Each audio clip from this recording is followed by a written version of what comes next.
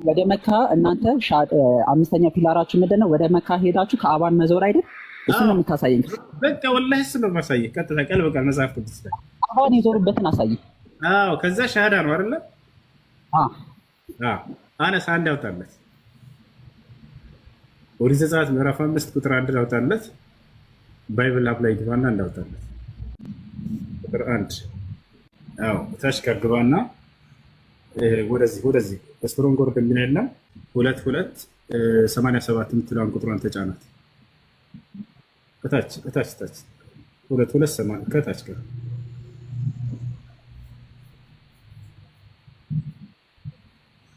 እሱ ጋር ወደ አማርኛ ቀይርለት። እሱ ጋር ያለ እንግሊዘኛው ላንበው። እሺ፣ አንብብ፣ ችግር የለም። ወደ መካ ሄዳችሁ ሐጅ አድርጉ የሚለውን ነው ማየት የሚፈልገው። ወረድ አድርገት። እሱ ጋር ስለ ሐጅ ታች ወረድ አድርግለት።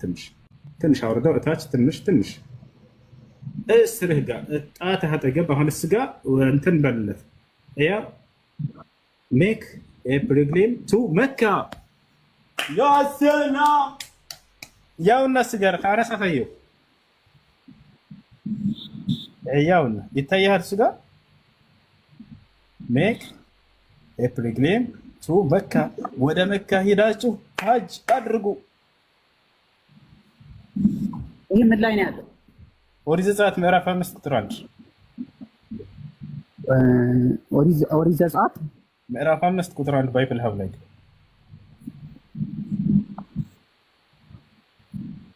ሂብሩን ሲያሳይ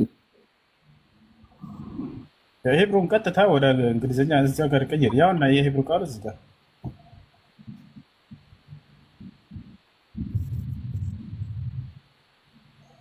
አሽሃዱ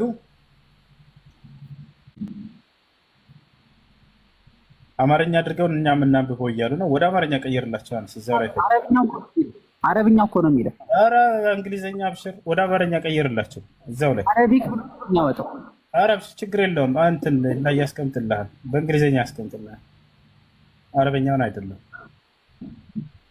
እዚያው ላይ ወደ አማርኛ ቀይር ትችላለህ። ወደ መካ ሐጅ አድርግ። ያው ወደ አማርኛ እኮ ትራንስሌት እኮ አድርጓለህም እኮ አይደለም፣ በአማርኛ ነው የነገረህ። ኧረ እባክህ በእንግሊዝኛውም አለ እዛው ላይ።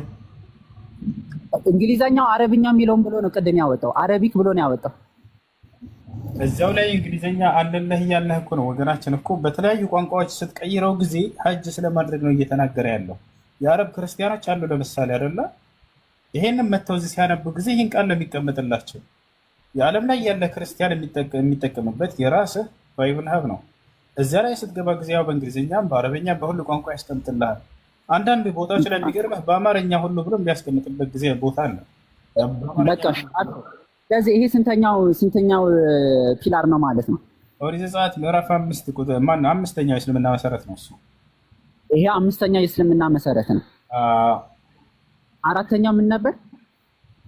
ጾም መጾም። እነሱ ምን የሚል ጾም ነው የሚጾሙት? ጾም ይጾማሉ ነው። ጾም አራተኛው የእስልምና መሰረት ነው። እሺ እናንተ እነሱ ረመዳንን ጾመዋል? ወደ ዝርዝር ጥያቄ እየሄድክ ነው። እናንተ የምትጾሙት ረመዳንን ነው። የቀደሙት ሙስሊሞች ረመዳንን ጾመዋል? ወደ ዝርዝር ትሄዳለህ። እኔ እሄዳለሁ፣ ችግር የለውም። ግን ወደ ዝርዝር እየሄድክ ነው። ወደ ዝርዝር እየሄድኩኝ ነው። እነዚህ መሰረቶቹ እነዚህ ትእዛዛቶቹ አሉ። ግን በቃ ወደ ረመዳንን ማየት ፈልገዋል ይሄ ሰውዬ። አዎ ያለፉት ነብያቶች እንደ መጽሐፍ ቅዱስ አሁንም ሰርፕራይዝ ነው የማደርግህ፣ ረመዳንን ወር ነበር ሲጾሙ የነበረው። ምን ትላለህ? ረመዳን ወር ምን ማለት ነው? ረመዳን ወር በጨረቃ ወራት አቆጣጠር 9ኛ ወር ነው። ነብያቶች መጽሐፍ ቅዱስ ላይ ሲቆጥሩ የነበረው በጨረቃ ወራት አቆጣጠር ነው። 9ኛ ወርን ሲጾሙ እንደነበር ማስረጃ አላሳየም። ቆይ እናንተ ረመዳንን የምትጾሙት ቁርአን የወረደበት ቀን ነው። ማነው ቁርአን የወረደበት ወር ነው ብላችሁ ነው የምትጾሙት አይደል? እየቀያየርክ ጥያቄ እየሄድክ ነው ወገናችን። ነው አይደለም? ይህ ሁሉ ላለመስለም ነው አይደለ?